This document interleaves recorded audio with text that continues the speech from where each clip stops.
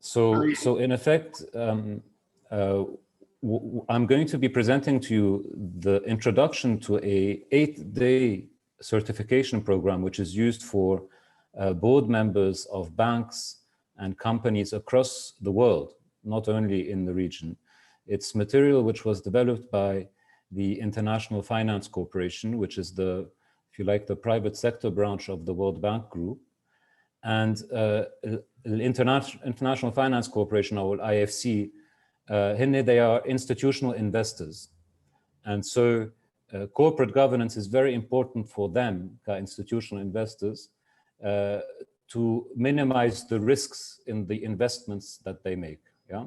So today, whether you are an individual investor, a shareholder, an institutional investor, مثل IFC أو غيرهم, أكبر institutional investor بالعالم هو California Teachers Pensions Union بأمريكا, which invests in the billions of dollars in SMEs across the world.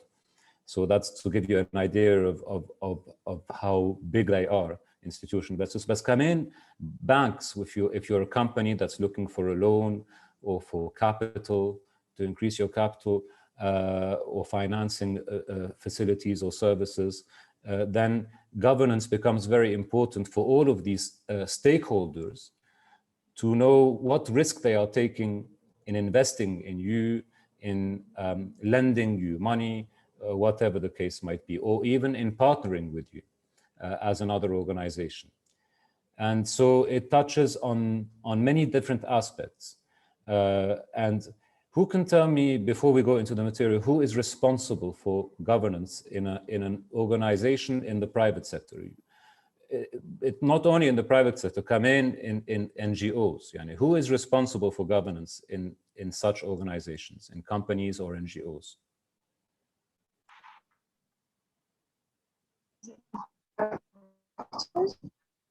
Sorry, Christelle, can you repeat that? I couldn't hear very well, sorry. Hi, sorry, is it the board of directors? Mazboot, and Rita also saying the board. So the board is responsible. And you'll see as we go through this material, what the board is responsible to do. So I always like to have a discussion before we go into the material. It makes it more interactive. So we know the board is responsible for governance in an organization. Responsible for what? If you're going to break down governance into many different kind of sub-factors, what would those sub-factors be? Some of them. What are the board members responsible for? Anyone? How do they ensure governance?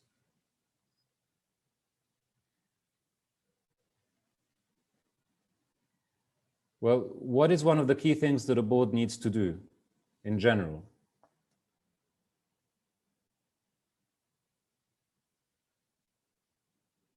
I'll give you. Decide over all like strategic decisions of the organization, over there appointments. We go. You mentioned two key things. So you mentioned strategy. Yeah. So they have to approve the strategy of the organization. That doesn't mean they have to develop it. The CEO can come to the board with ideas on strategic ideas, and the board has to debate these and approve them. Yeah. And then you mentioned something else that's key, Christelle, which is the board is responsible for finding the right people to execute the strategy. And that's usually the CEO with the other C-suite, the CFO, COO. So CFO is the Chief Financial Officer. COO is the Chief Operational Officer. Sorry, did you want to say something?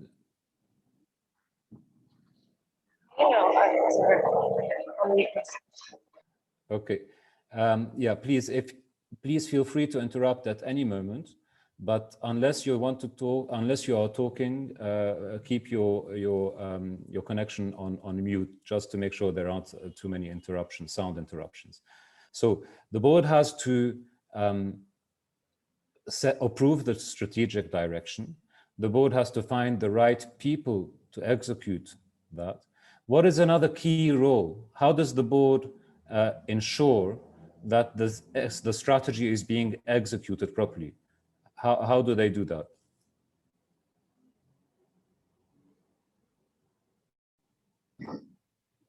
They review the financial statements of the organization, they keep up with whatever the results of different audits are.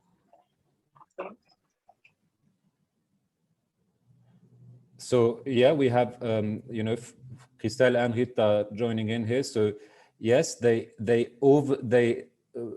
is mentioning auditing, so they oversee, which is auditing is a way of saying that they are overseeing what's happening at the executive level.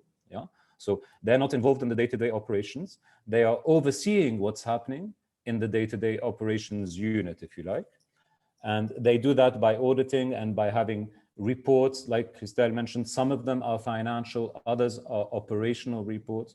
But a key component of all of this is KPIs, especially in the private sector, and we're beginning to see it also more in NGOs, is that the board and the executive team, the CEO and their team, agree on key performance indicators. So how will we know that we are on the right track? We will, at the beginning of the effort or the exercise or the year, agree on KPIs together, and we will measure performance in comparison to those key performance indicators. So it might be one key performance indicator is we want to increase sales by 10%, or we want to increase quality by 5%, or we want to increase customer satisfaction or customer retention, or we want to increase the value of the shares. So usually you have KPIs in areas which you can measure. So the value of the shares, or the increase in sales, or satisfaction of customers, and many other aspects like that. And this is how you measure performance, in effect. So one of the other key important roles of the board is oversight, is to oversee. And here comes the key question. Why do you think that there has been a drive recently towards increasing the ease, or how easy it is to separate the function of chairman or chairperson and CEO? Why has there been a push towards this in the last 5 to 10 years, or even up to 15 years now? Why is it better for governance to separate the function of chair and CEO?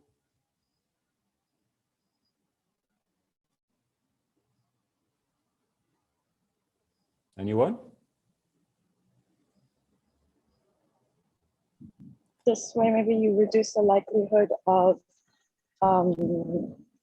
these individuals kind of acting in a way that would put their own personal goals over that of the organization and of the shareholders of the organization.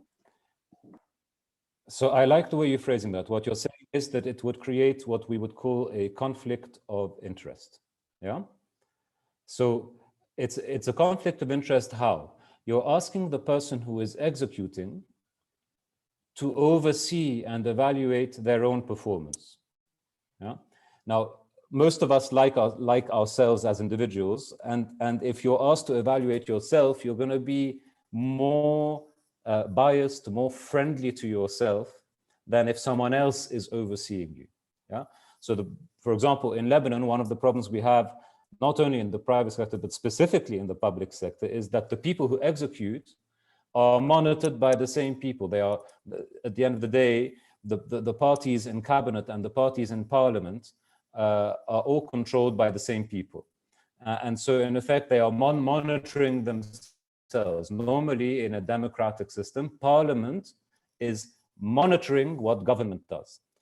And it's the same idea here. It's about checks and balances, in effect.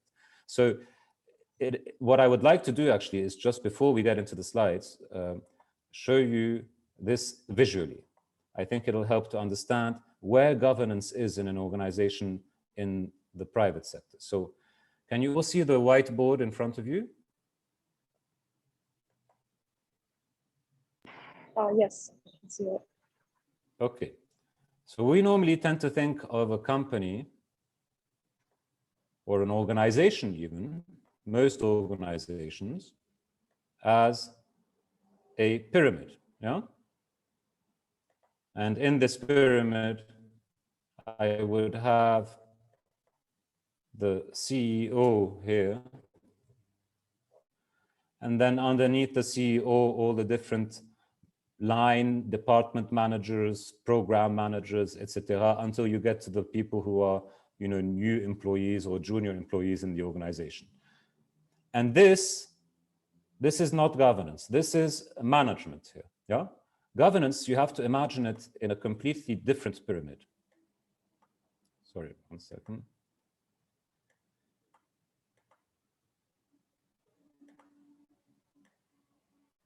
Which is here. And the more complicated the pyramid at the bottom is, the more complicated this pyramid needs to be to oversee what's happening underneath it. 1 second. And in this pyramid, you have different stakeholders in the organization. At the very top, you have the shareholders. In an NGO, these would not be shareholders, they would be the members of the General Assembly who elect the board. But it's the same system in a company or an NGO. You have shareholders or members at the top, which are members of the General Assembly. وهن بيصوتوا لمجلس إدارة ومجلس إدارة بينقي CEO. So the lines of accountability are clear. And in the best governed companies, or any organization, even NGOs, you see different people in this level, the board, and in this level. So that the people who are executing every day are not the same people who are overseeing the execution. So that you have independent, unbiased oversight on what is happening in this lower pyramid. And they, in turn, are accountable to the shareholders or the members to explain to them what is happening underneath here and to explain to them that everything is under control and within compliance with all national laws. So the whole point of this drawing here is just to show where governance is. Governance is the relationship between these three players: shareholders or members, is a shirka, is a NGO, board, and CEO. And this is where the dynamics of governance take place. So now if we go back to the slides, you will see how this fits in with what is international best practice when it comes to governance. So one of the, if you like, godfathers of modern governance, modern corporate governance, is someone called Adrian Cadbury, Sir Adrian Cadbury in Inglaterra. And he's none other than, he's passed away now. He was the owner of a family-owned business, which makes chocolate, which we all know. Yeah? And he wanted his family-owned business to grow in a sustainable way. So he wrote what is called a code of corporate governance, or if you like, guidelines on governance for his own company. And what he wrote was so complete and comprehensive that the British government took it and developed it further into what is now known as the UK Combined Code. Today, if you want to list your company on the UK Stock Exchange, you have to respect this, this code.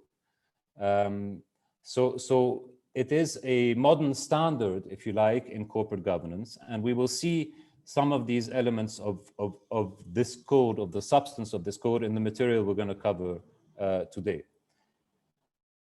Like if he is the godfather of modern corporate governance, you could describe the OECD as the godmother of corporate governance. And here they say, in a sense, in words, what I was showing you on the drawing earlier. So corporate governance is a set of relationships between a company's management, its board, and its shareholders.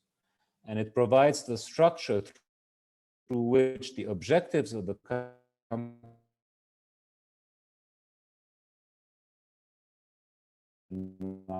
عم نحكي عن dynamics بين المانجمنت بورد والشيرهولدرز، وكمان عم نركز شوي على شو دورهم to set the objectives of the organization, to ensure that there is work being done to reach those objectives, what corporate governance is about. But we can break it down more.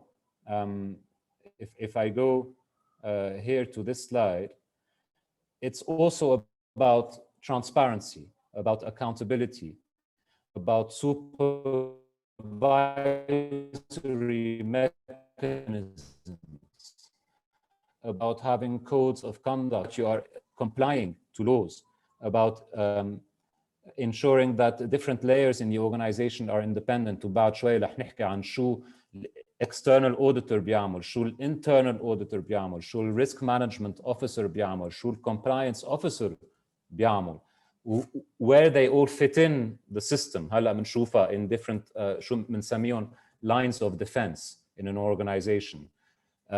So all of this is also key aspects of governance.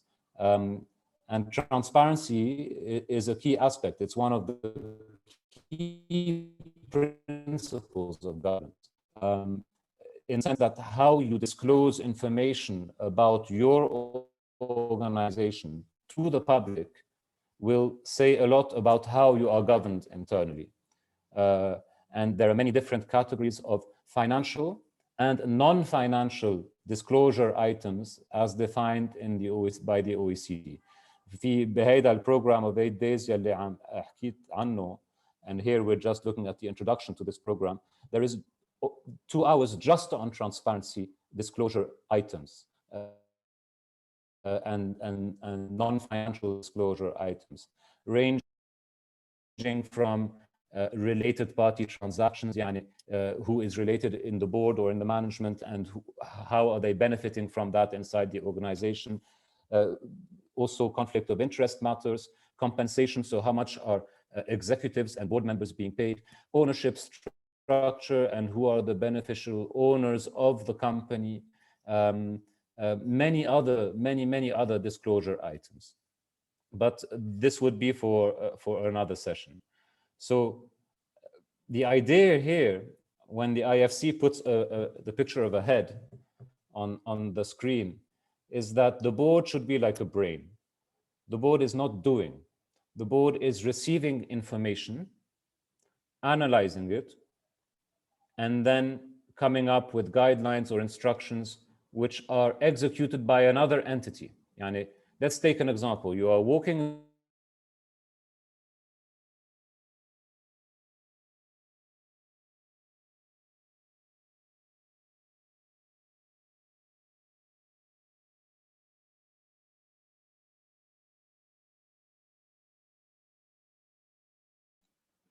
هاي سامعيني شيء ولا بس راح الكونكشن عن بدري؟ لا سامعينك. اوكي سو المشكلة من عن بدري. بسين بعضها في الكهرباء. Hello. يا بدري سامعينك. بدري؟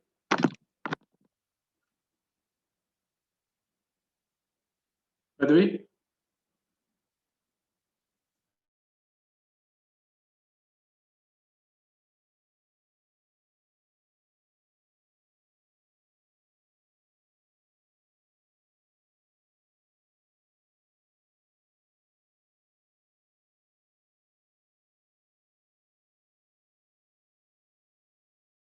بدري عم تسمعنا؟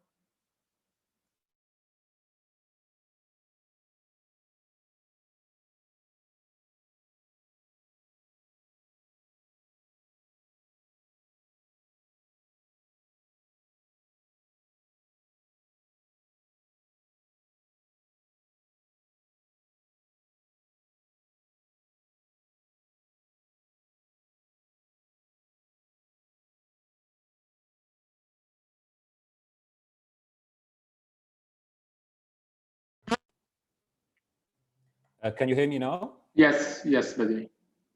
Excellent. Sorry, I had a power cut. So where did I lose you? When can it when it cut off? 30 ثانية لو 60 seconds. Okay, so I was talking about this example, yani the head, yes? Yes. Okay, so the idea is if I give an example here of what the board should be like, it's imagine that you're walking the street and you see a hole in front of you. Well, I see that hole, send instructions or information to the brain, and the brain analyzes that information and decides what to do and sends instructions to the legs to hopefully go around the hole. And this is in a sense what the brain, the board should be. It is receiving information, analyzing that information, and decisions based on information, which are executed by some other entity, not the board. So the board is not executing, and that's what enables the board to provide guidance in terms of strategy and to also provide independent oversight in terms of monitoring, performing internal controls مثل risk management, compliance, internal audit, كل هالاشياء. So if I go on,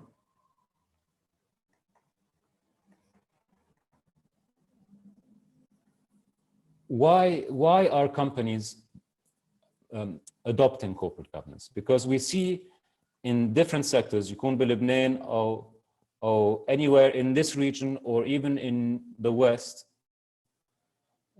or in Asia or in Africa, it doesn't matter, nations are obliged by law.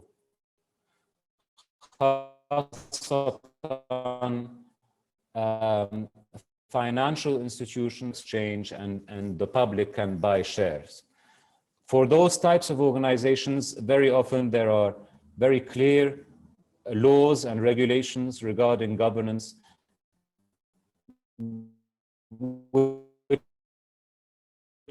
whichever country you look at, yes, voluntarily. Manon majburin. Why do they do that? And this is the key focus that I want to focus on for the next 5 minutes, is that there is a very strong business case for companies to improve their governance. So much so that there are statistics from many different studies from our part of the world and beyond that show that an investor is willing to pay a premium for the shares of a well-governed company. So for example, we take two companies, both of them in the same sector, same type of field of business, both of them profitable.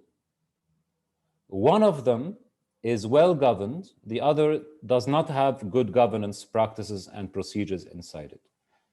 The investors are willing to pay a premium for the shares of the company which is well-governed.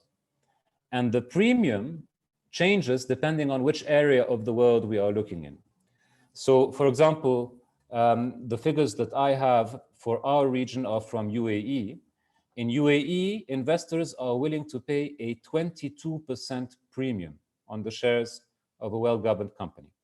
If it's 22% in a country like UAE, which is well-regulated, civilized, developed, where there is rule of law, if it's 22% there, you can be sure that in a country like Lebanon, it's a closer to 30-35% premium, sometimes even more for the share. So it adds value to the shares of the company. So here on this slide, you see some other benefits. First of all, because of the better oversight from the board, independent oversight from the board, because of stronger internal controls on risk management, internal audit, compliance, the company starts becoming more efficient financially and operationally. So this is one benefit. One other aspect is that it helps to improve the company's reputation, so the trust that people have in that company. of how decisions are taken in that company.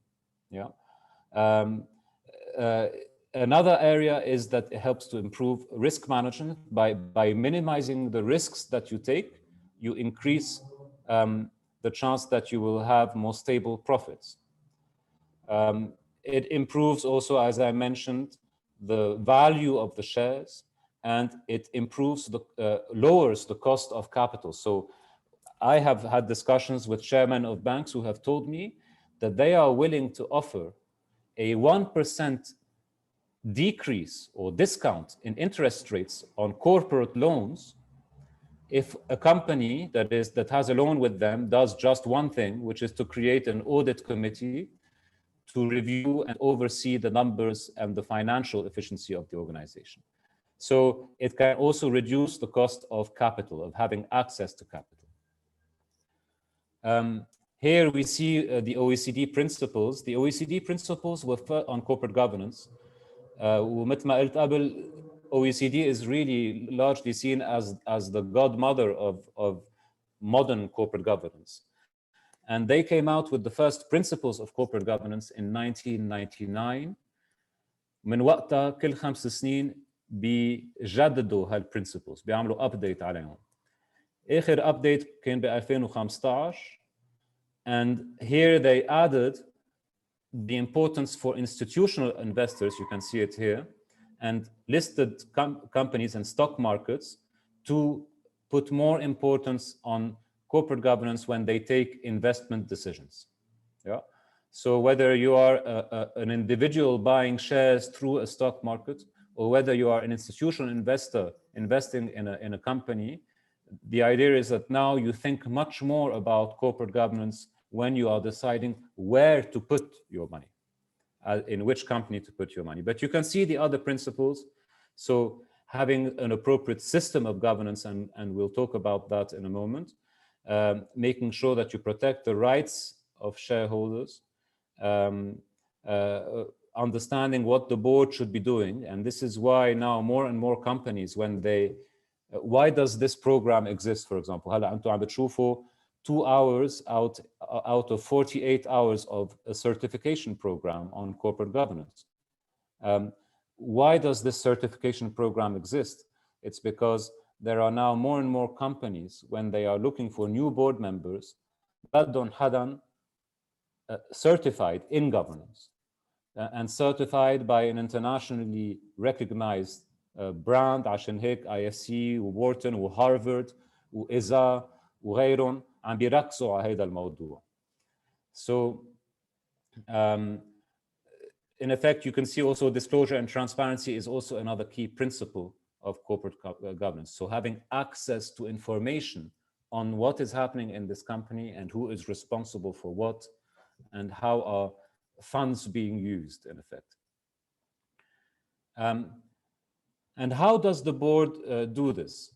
Well, first of all, it has to have clear roles and responsibilities. They need to know, what they're supposed to be doing. So what am I supposed to be doing as a board member? Second of all, you need to look at the structure and the composition of the board. So if we are spending 90% of our time as a board discussing financials, that means that we are not spending enough time discussing many other areas. وهلا رح تشوفوا كمان بعد شوي what those areas are when I talk about the role of the board.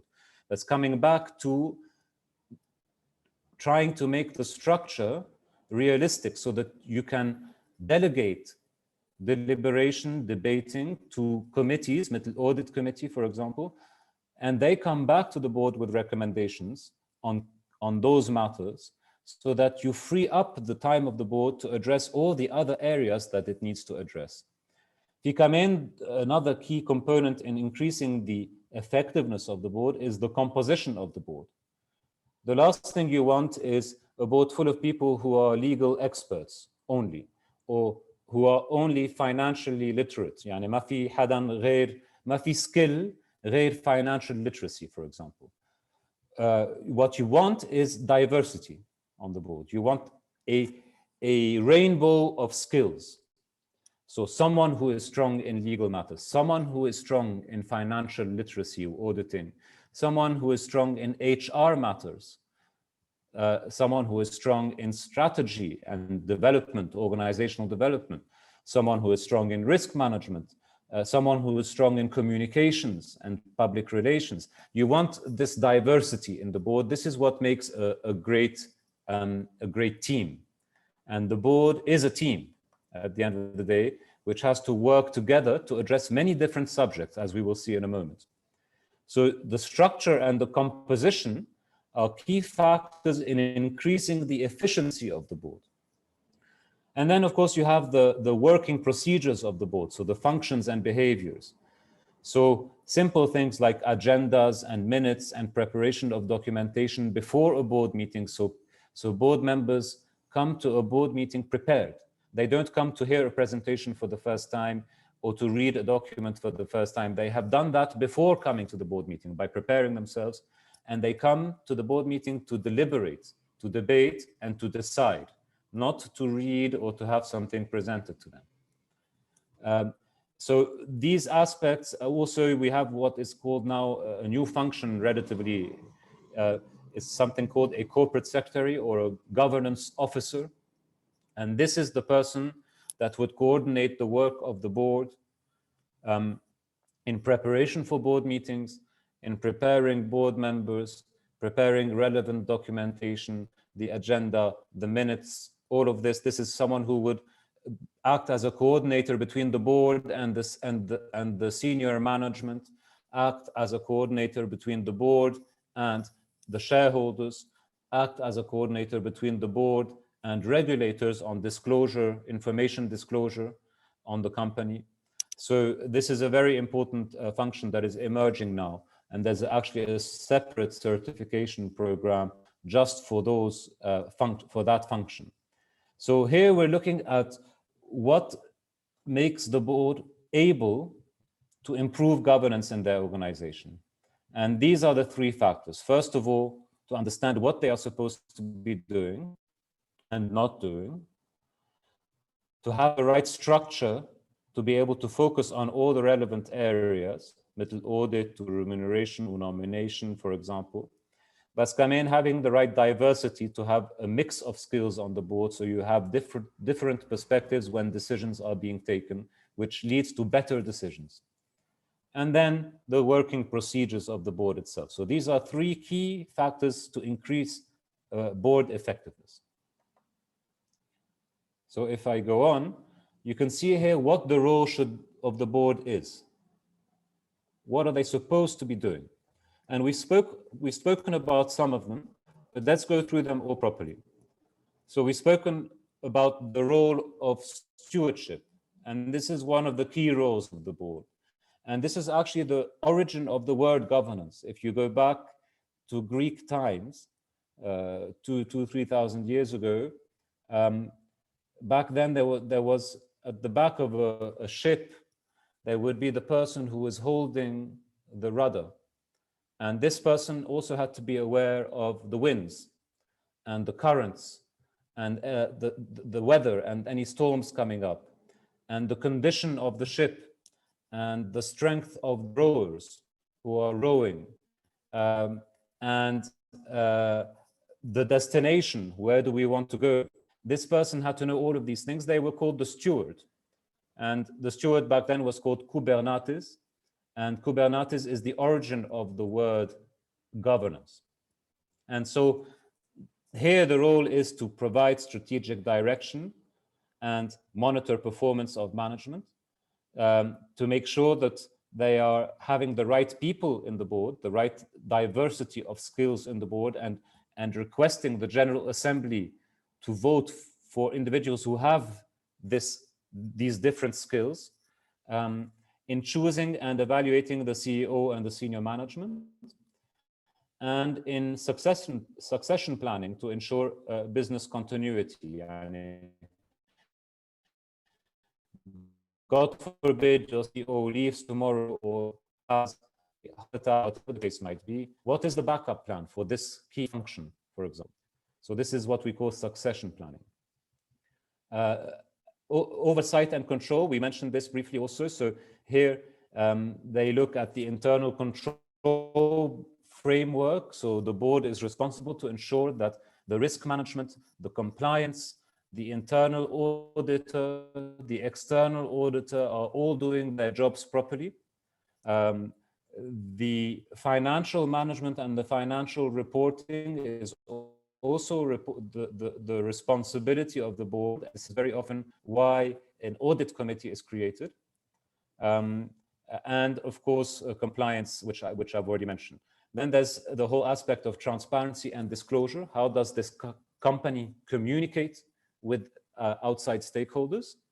So non-financial and financial information about the policies inside the organization, for example, the code of conduct, or the dividends policy, how dividends are distributed, or the whistleblower mechanism policy, and many other types of policies which you can have. Risk management policy. This is something that's very important, for example, for investors. When investors are looking to see where to place their money, they will usually go to a specific section بالannual report تبع الشركة, which talks about risk management. And it's basically a presentation by the senior management on what are the key risks that the company is facing in the execution of its strategy and how those key risks are being managed. And this is something which investors always want to read about before deciding where to put their money. And then, of course, you have the whole aspect of the role of the board in protecting shareholders by organizing a proper General Assembly, by protecting minority shareholders, so not letting majority shareholders take advantage of that they are majority shareholders, by treating all shareholders fairly. Key conduct policies to reassure shareholders that the board is acting in the best interest of the shareholders, and also what kind of information rights do shareholders have. Very often, I've been involved also very often in writing shareholders agreements for the owners of companies, and I'm sure those of you who are lawyers here have done the same.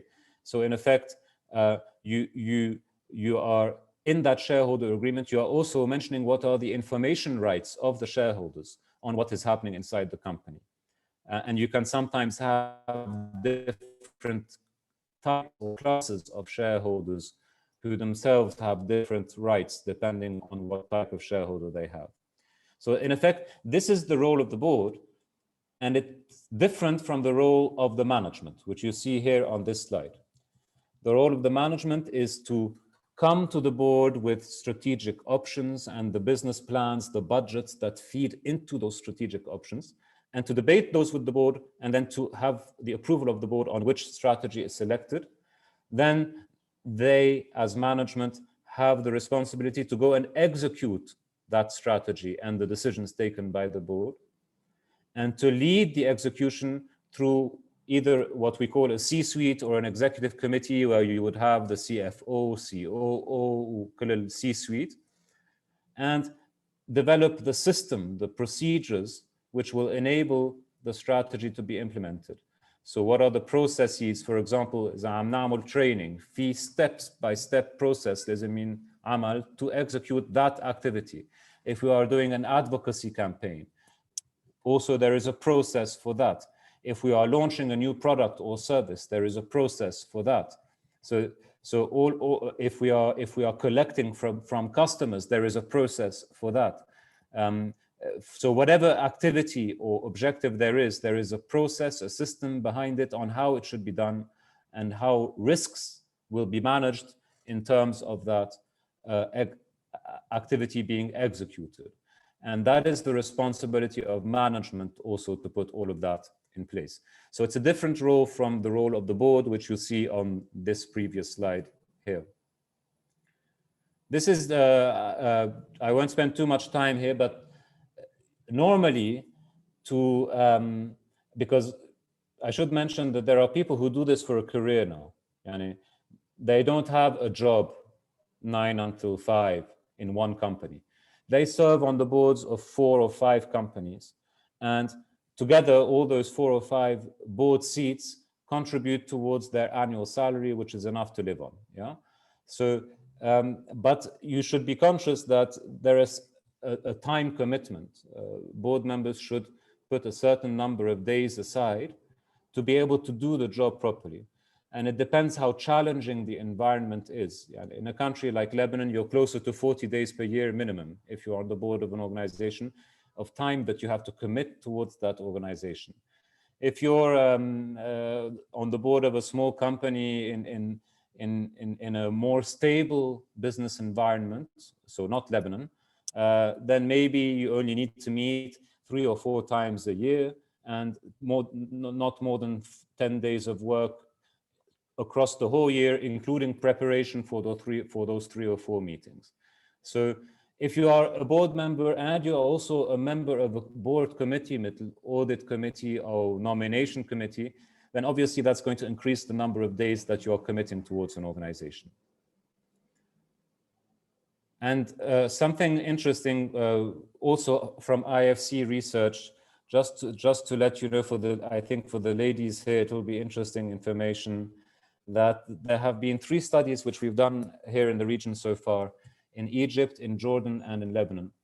And these studies correlate what has been done in other parts of the world by the IFC also in terms of research.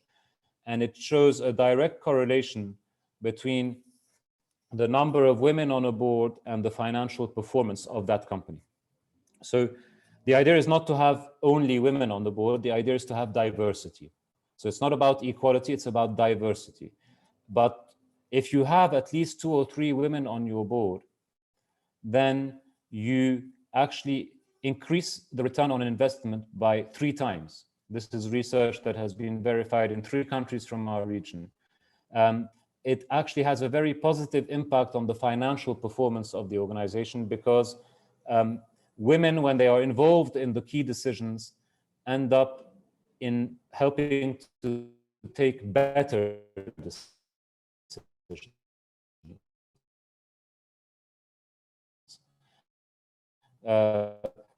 Times less risk, like more calculated, and leads to direct correlation with women and the company with such number of women on board. They have said, you have to have at least 30% of the board of the company has to have women, have to be women. In our part of the world, they are having a more conservative approach. So, for example, some jurisdictions saying at least one person on the board has to be a woman. This is what Egypt has done. They have followed the example of California. So there's a law now in Egypt saying that you have to have at least 1 woman on your board. And we're seeing more countries across the region, including Jordan, UAE, who are beginning to introduce legislation to increase the number of women on boards.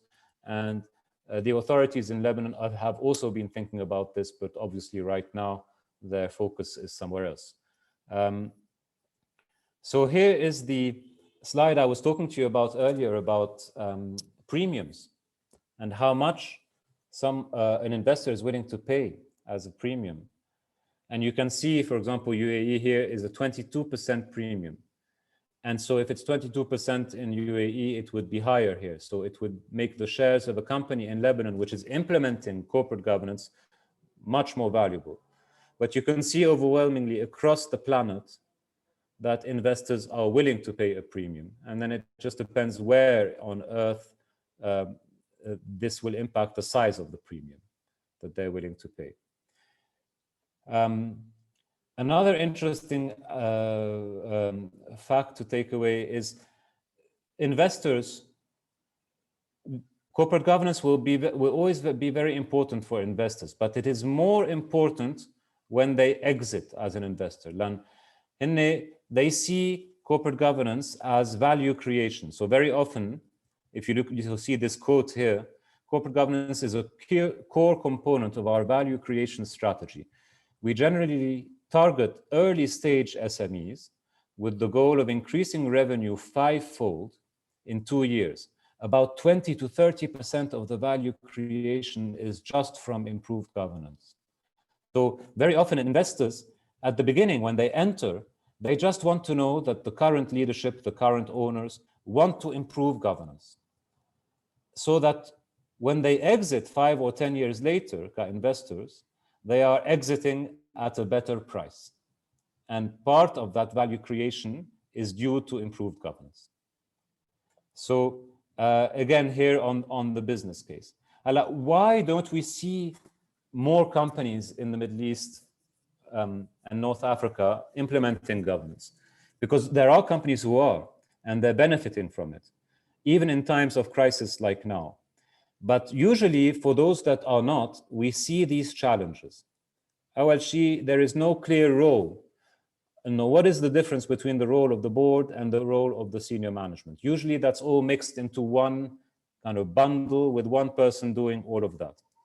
And the duties are not clear, especially the duty of loyalty and duty of care, which we're going to read in a moment. Also, the structure of the board usually is not reflective of where the board needs to focus its time and its effort. So, if we're talking 90% of our time in board meetings on financial matters, that means there are many other areas we are not covering, many other roles we are not fulfilling. And that means that the structure needs to change in the board so that you delegate this discussion to a committee of experts on that, the audit committee, for example, and the board has more time to focus on all the other areas. Again, composition, so not enough diversity in terms of skills. So you're not benefiting from different perspectives and experiences and expertise when taking important decisions. When it comes to functions, so there's no agendas, there's no minutes. The best companies actually have an annual calendar of board meetings. So you know that in board meeting 1, which is in February, we will be discussing this and it will last this long. In board meeting 2, which is in May, we will be discussing this and it'll take this much time, etc., until the end of the year, whether it's 4 or 6 board meetings. And also we see in our part of the world, but not only in our part of the world, but it's something that we see a lot in our part of the world, is that board members are the same forever. So they can be board members forever. There's no regulations in the bylaws which limit that. Board members are never evaluated.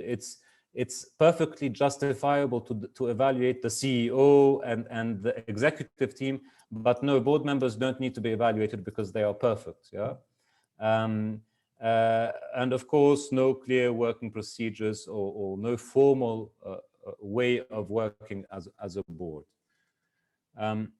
So here's some other advantages: improved valuation, improved performance, improved access to finance, improved risk management and control. So for example, here in the improved stewardship, the changes that were implemented as a consequence of governance helped to turn around the company's numbers from a net loss of 5% to a profit of 10% in the space of 3 years by having an impact on operational and financial efficiency. So I want to just quickly jump now to the duty of loyalty and care. So we've looked at what the role of the board is. What should the board be doing in terms of stewardship, oversight and control, transparency and disclosure, and protecting shareholders' rights? I think it's important to spend a moment on the duty of board members. And this applies to someone whether it is in the private or the public sector. There's no doubt about that. If you could just confirm to me that you can see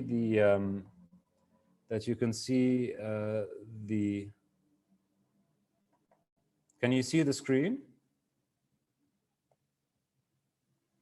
Yeah, we can. Yeah. Okay. So, all right. We're going to look at something together here, which is the here a quote which I was mentioning earlier. In a sense, what it said: best-in-class boards, truly exemplary boards, are well-balanced teams that harness the diverse experiences, skills, and intellects of their directors to pursue the strategic objectives of the companies they serve. The best-in-class board fosters a culture of rigorous, relentless examination and presses for continuous improvement, setting a tone for senior management that reverberates throughout the organization. So the key words here is they are a well-balanced team, diverse experiences, working to work together towards a common strategic objectives for the organizations they serve. This is what I wanted to focus on with you, because it's something that, unfortunately, especially in Lebanon, is not well known enough. And you'd be surprised how many board members, even in banks in Lebanon, or maybe you wouldn't be surprised, don't even know how to explain what is the duty of loyalty or the duty of care. So let's have a bit of fun for a couple of minutes. Maybe, Christelle, we start with you. Could you read number 1? You can imagine that you're reading it to the director or the chair of a bank or to a member of parliament or head of a political party, because it would apply to any of them. Yeah. But please go ahead. Start with number 1. Sure. The director shall exercise fully duty of loyalty to the company by not conducting transactions in which they have a personal interest, disclosing confidential information, entering into contractual relations with a competing company, using assets and facilities of the company for personal benefit or gain, using information and business opportunities received in their official capacity for personal gain. Okay, thanks. Rita, would you go on with number 2? Yes, sure. The director shall exercise full duty of care to the company, including acting honestly in the interest of the company, displaying maximum care and prudence that may be expected from a good manager in a similar situation and under similar circumstances, ensuring that the company acts in compliance with all applicable laws and regulations, and requesting sufficient information from management to enable him or her to make balanced decisions. Yeah, and so if we go on, you have, the director should understand. When we say director here, it means the board member should understand the role of the board and the responsibilities of the board.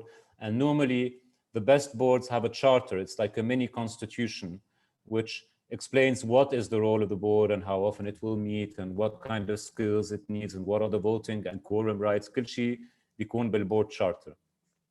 They need to understand what are the governance policies and ethics policies in the company, especially if there's a code of ethics, whistleblower mechanism. They need to make sure that they give enough time to do this job properly.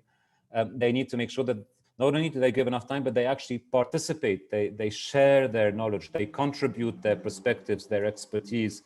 When the decisions are being taken, they participate in board discussions.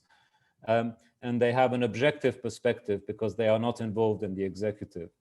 And they invest in their knowledge, and they keep getting educated. So we have clients who are in their 60s, who are in their 50s coming to do this certification program because they realize that this is what they need to do. They want to be attractive for companies who are looking for new board members. So, imagine trying to read this to the board members of our banking sector today, or asking them to read it, or even to Bedri, Hariri, or Basil, for example. I think this must seem quite alien to them, the duty of loyalty and the duty of care. But this is what we mean when we say the duty of board members, because it's different from the role of board members. If you remember in the slides before, which I was showing you, حكينا عن الرول of board members. هون عم نحكي عن duty in terms of behavior, in terms of ethics, in terms of contribution of time, of preparing themselves, of investing in their knowledge and education, all of that. So this is a duty here that every board member should have in not only in the private sector, but also for leaders in the public sector. So there is also one other area which I wanted to check to see with you before, because I know that we're approaching the end.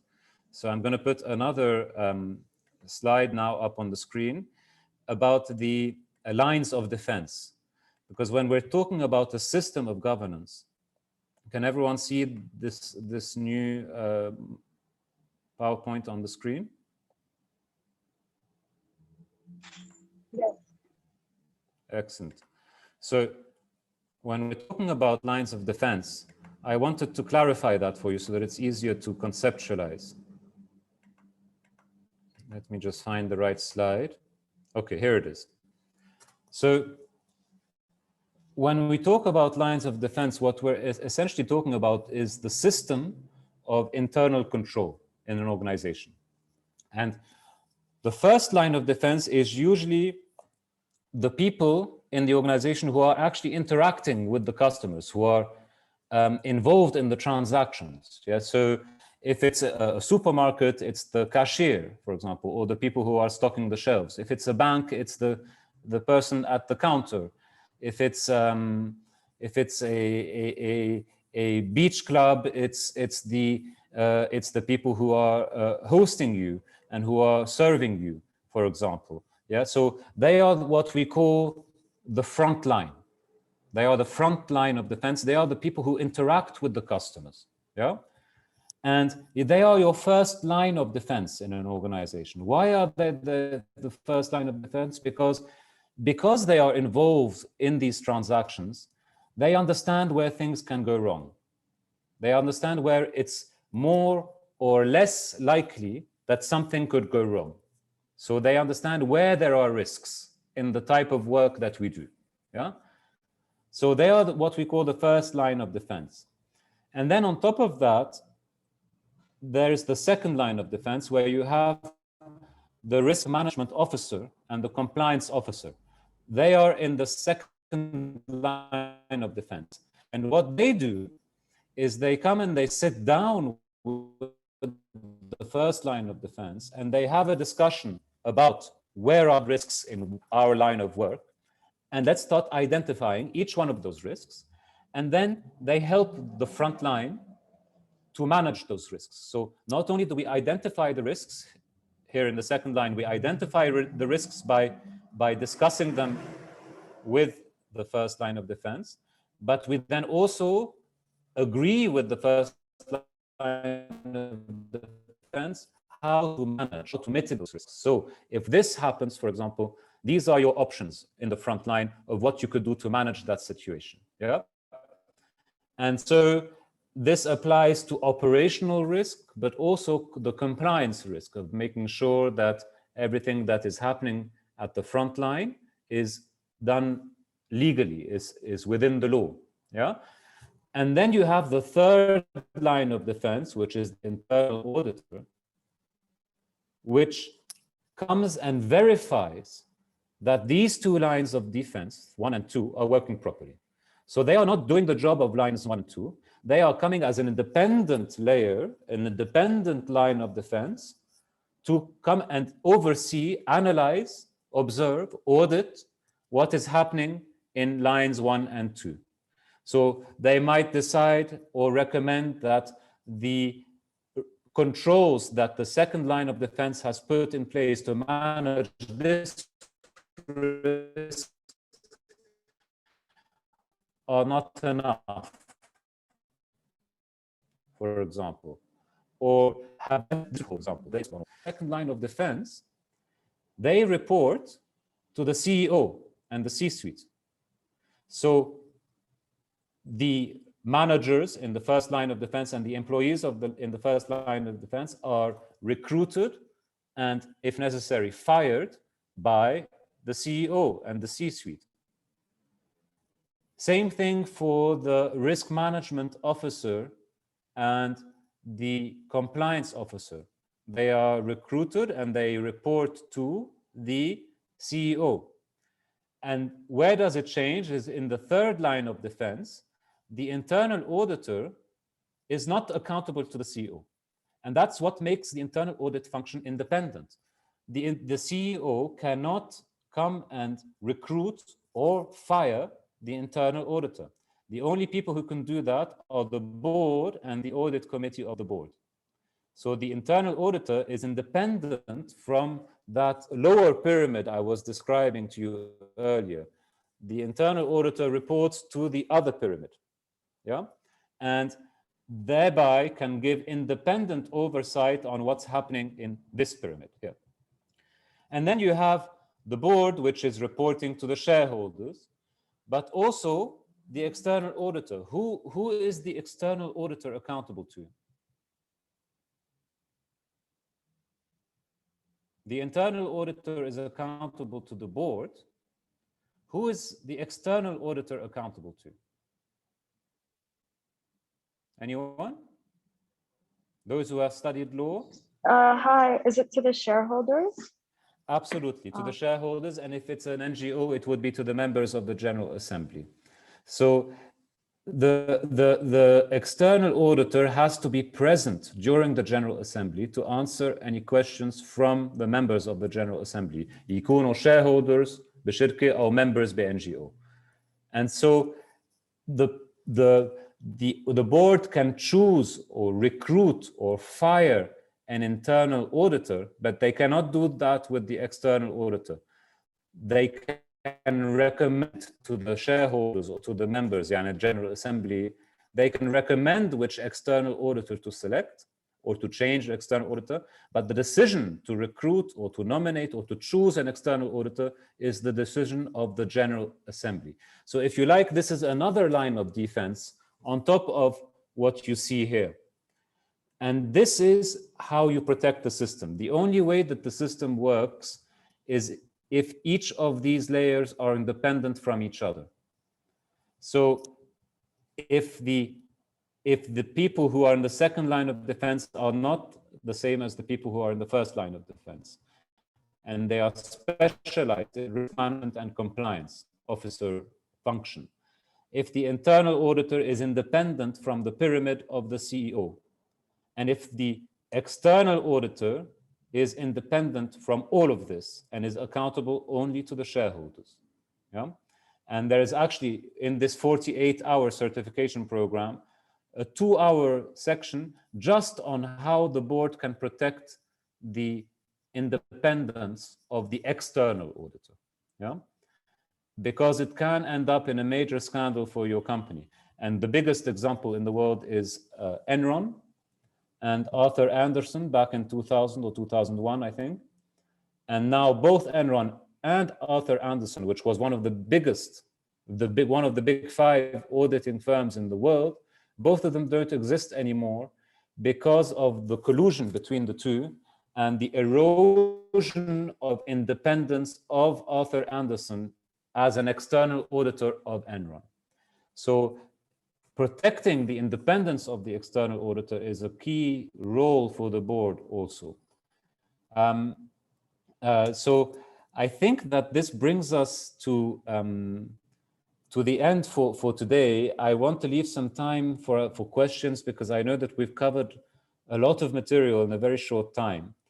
And I don't want to drown you in more material. As I mentioned, there are dozens of hours of training material on this subject. So I would like to stop now and take some questions or have a discussion with you on anything that we've just covered. So please feel free to go ahead now. Hi, I wanted to ask who holds the board accountable? Is it the shareholders that make sure that the board follows through? Absolutely. So the General Assembly, the shareholders in a company or the members in an NGO will, in the bylaws of the organization, whether it's a company or an NGO, the bylaws will say after how many years must there be an election for a new board. Yeah. And so the General Assembly meets every 2 or 3 years normally and elects a new board. And the board is accountable to the shareholders. The board can be replaced by the shareholders even within the mandate. So we don't have, as a member of the General Assembly, you don't have to wait until the mandate of the board is finished to change them. There are measures inside the bylaws to be able to change board members at any point. Does that answer clearly? Yeah, Yeah, that answers it clearly. I have another question. If not, does anyone else want to go first? Anyone? I don't think so, Badri. So go. Sirin, Fatima, Rita. Oh. It seems it's okay, no problem. Go ahead, Christelle. I wanted to ask about non-publicly listed companies because it seems that like all this stuff about corporate governance mostly applies to companies with shareholders. So how's corporate governance applied to non-publicly listed companies? Is it the investors or owners that take on the function of the board? It's the same in a sense. It's just that the requirements are not a legal obligation. That's all. All companies have shareholders. Yeah.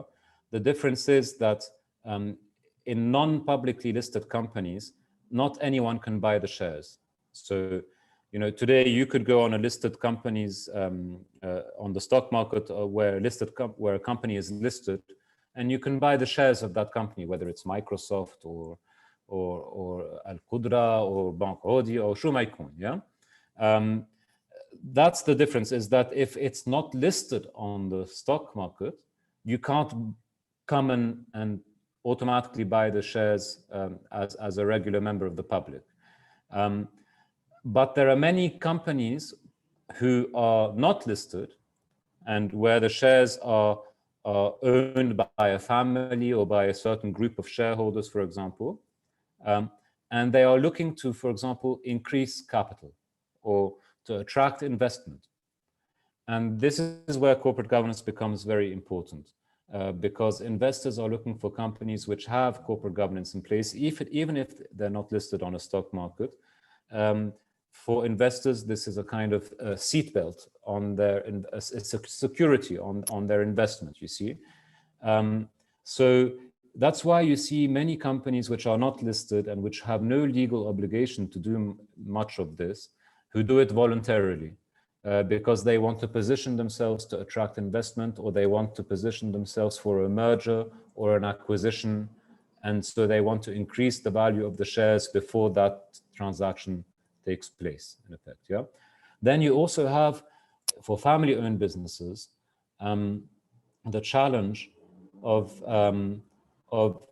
ensuring continuity and sustainability, because the statistics on a global level, including for our region, don't look good.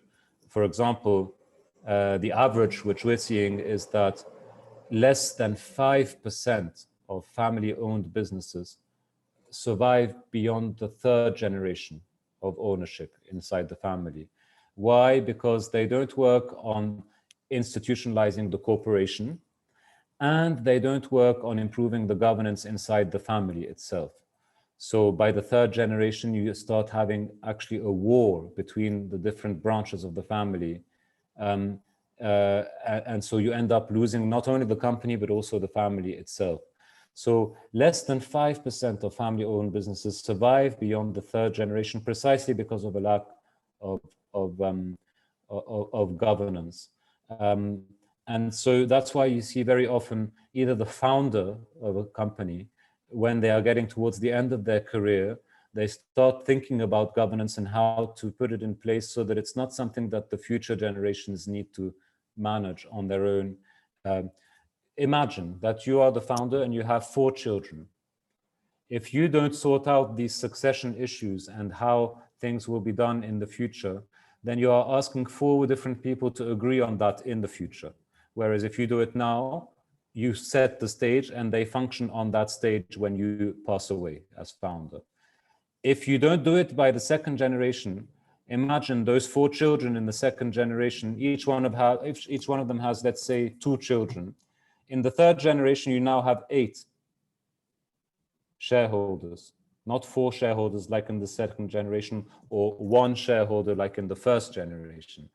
So this is why, you know, very often we see, unfortunately, as the generations grow, we see conflicts arising between family members. We see fear and mistrust grow between the different branches of one family. And it's very sad to see that because it's avoidable. It's avoidable by creating what we call family governance mechanisms. And here we're talking about a family constitution. So for example, in a family constitution, you would have key policies, such as, for example, a family employment policy. If somebody from any branch of the family wants to work in the company, if they are shareholder or not, it doesn't matter. What is the criteria for working in the company? So very often, the most performing family-owned businesses have stricter criteria for family members to work in the company than non-family members, so as to make it very clear for anyone in the family that you have to reach very high standards to come and work in the family business. Yeah. Another policy you would see in a family constitution is the capital venture policy. So for example, let's say that you have one member of the family who might or might not be a shareholder in the family business, decides to create a new business, and maybe that business is in direct competition to the existing business. What are the options for the family at that point? So this is another policy that you find. What are the options for the family as a whole and for that individual family member who wants to create that business? All of that would be included in what we call a capital venture policy in the family constitution. The family constitution would also include a policy on conflict of interest of family members, other policies like, for example, philanthropy policy, education policy for the family members, etc. And then you would have also other aspects of family governance mechanisms, which are a family assembly, a family council, a family office. So for example, a family council, let me start with the family assembly. Usually all members of the family, whether they are shareholders or not, if they are the spouse of the child of the founder, for example, they would be included in the family assembly, because the purpose of the family assembly is to create 2 or 3 events per year where you bring everyone in the family together, regardless of whether they are shareholders or not, and you create inclusivity. And you use those events to inform everybody on what's happening inside the company and inside the family, so everyone has access to the same information. So it minimizes fear, the space for fear and mistrust to grow. And then the family assembly will elect a family council, let's say every 2 years or so. And the family council will be maybe 4 to 6 people, something like that.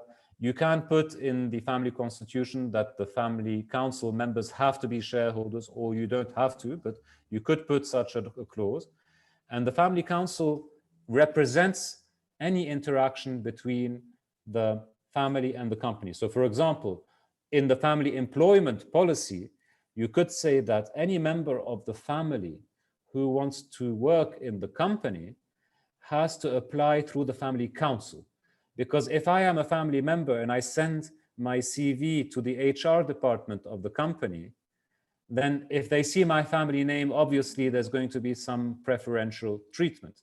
So you put in a filter where the family council would judge or analyze whether my skills reflect what the company needs, and then they would submit my candidacy to the HR department. So that's one example of how the policies fit into the structure of family council, family assembly, etc.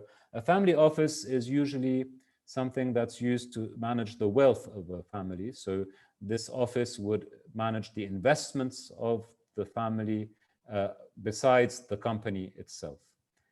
I'm not sure if I answered clearly. Please, if you have any follow-up questions, go ahead. No, my question's been answered. Thank you so much. Okay. Any other questions?